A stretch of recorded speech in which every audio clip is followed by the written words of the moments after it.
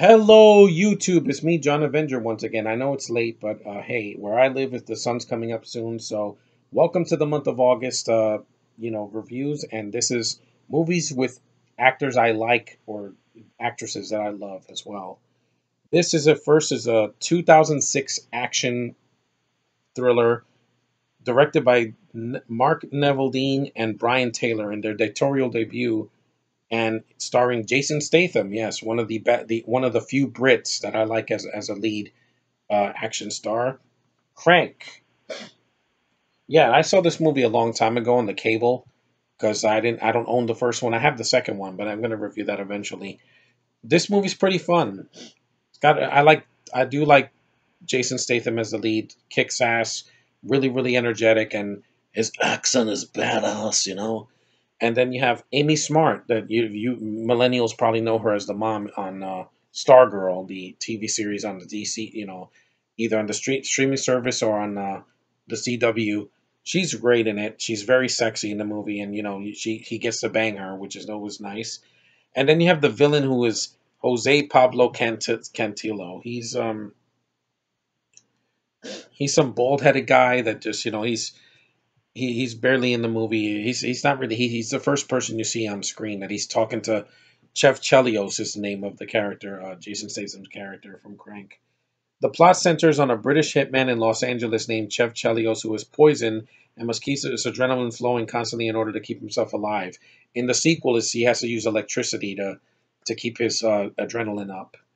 He does some various methods, including taking drugs and getting into fights while he tries to track down the man who poisoned him. The title of the film comes from the slang word for methamphetamines. Yeah, basically, meth. It's what happens when people are on meth. They're just off their freaking rocker. They barely feel any pain in it or whatever. Neville Dean and Taylor, I do like their style. I mean, they did the first Ghost Rider movie, and while it's flawed, I still can watch it over the sequel. That sequel is garbage. The film is shot well. It's not too long. It's only 88 minutes long. I just rewatched The Mummy Returns. That movie is way too long. It's 2 hours. This is 88 minutes long. Short and sweet, fast paced, action flowing. There's no filler mostly, and except for with the villain, because I don't really care about the villain. But it's still a very fast paced movie. The action's well done. It's R rated, so um there's no mistaking this for a PG-13 Statham movie like the Transporter films. And also, the film cost so little. It was $12 million and it made 42 million. That was a sleeper hit in the fall of 2006, early spring, late fall. It was 2000. It was September 1st, so it was before the summer officially ended. But it was a sleeper hit, and it deserved to be. And the sequel, I think, is even better because the ending of this movie is kind of lame. I don't like the ending. There's a helicopter scene or whatever. Statham's trying to stop the villain, and he stops, and he falls to his death, and he crashes on the ground, and the movie ends. And I'm like, you're gonna end on that.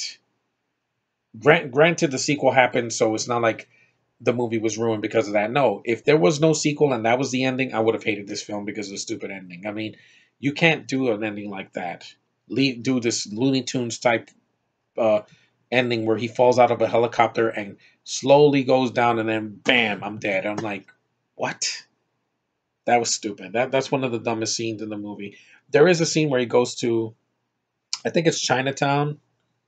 Yeah, and then he's banging his girlfriend in front of everybody, and people are like cheering or whatever because he's doing her from behind, and they don't show too much, so you're not going to see like full TNA. But it's just still a really crazy scene, and they have decent chemistry. Jason Statham and Amy Smart. It's good to see her, because she back in the 2000s she was a knockout. She still is, but she would show more of her skin in Road Trip. She showed her boobs. She showed her ass in this movie. She shows in the second movie. She also shows her body, and she also showed some of it in Just Friends. But she's also a good actress. It's one of the reasons I like her so much, more than Rachel Weisz. I'll tell you that much. And like I said, the villain is just there. He's not really. Because, yeah, see, it says Chelios manages to stand up, boards a helicopter, engages in a fight with Verona. He falls. When falling, Chelios calls Eve on his cell phone to apologize for not coming back, hits a car, bounces it off, and lands in front of a camera. Again, that's a stupid ending. It's like a Looney Tunes ending. You had also other villain. You had also other people in the movie. You have Reno Wilson as Orlando. You have Carlos Sands as Carlito. Dwight Yoakam as Doc Miles. Ephraim Ramirez as Kalo. But they're just kind of henchmen or whatever. They're not really in the film that much. And I kind of forgot they were in the film. But the movie has a commentary on the DVD, which I do want to hear. But if you're looking for a dumb, fun action movie from the from the mid 2000s with a Brit that's actually can act and is very physical and has an intimidating voice, yeah, this is the movie for you. The sequel, I like it a lot better though because it's even crazier. The reception was pretty, you know, I guess above average. It got a 61% on Rotten Tomatoes. Not that I care because they praise movies more than this. Like the Fembusters got a higher rating, and I don't get that. Crank's assaultive style and gleefully depravity may turn off casual action fans, but audiences seeking a strong dose of adrenaline will be thrilled by Statham's raucous race against mortality. But yeah, the audiences gave it a C plus because audiences just don't get it. And but trust me, I'm not a fan of Brits as leads. I only like Statham and Tom Holland and Benedict Cumberbatch. But in the sequel to like the fourth Transporter movie, yeah, that guy, the guy from Deadpool, is freaking terrible. That's why that movie bombed and was forgotten. But this movie, I do like it. Some filmmakers and actors singled out Crank and its sequel as their favorite film starring Statham, including Seth Rogen, Rupert Grint, Simon Pegg, James McAvoy, Edgar Wright, and Gareth Evans. Yeah, all foreigners, because Seth Rogen is Canadian. But like I said, I'm not a racist. If people like, oh, you just like American leads because you're racist, I'm not a racist. It's just when there's a British lead that's female, usually in one of these movies, it kills me.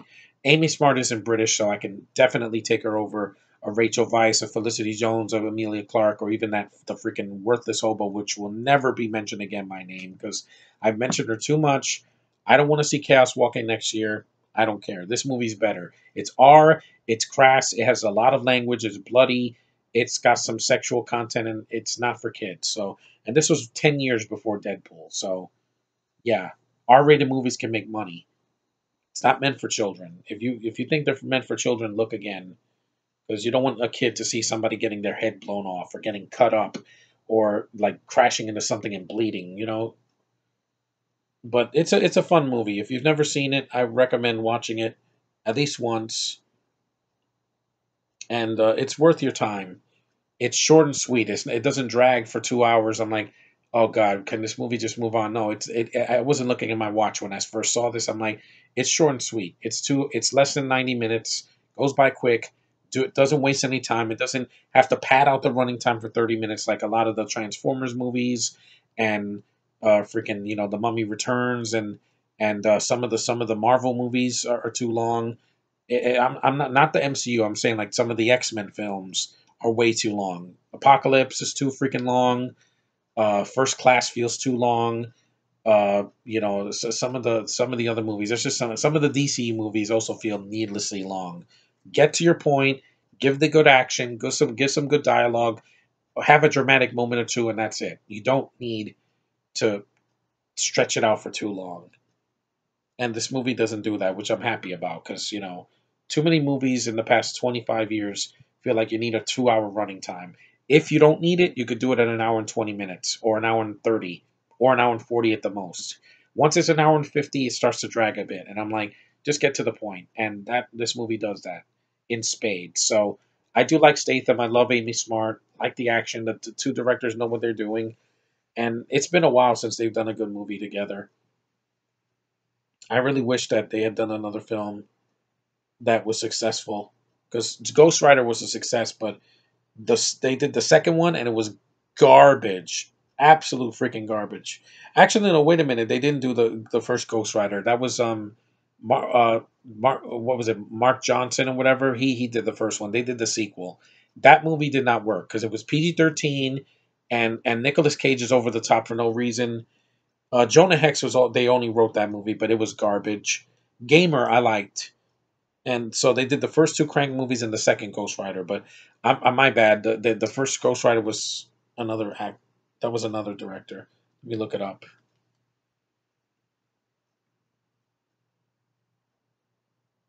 Mark Steven Johnson was the director of the first one.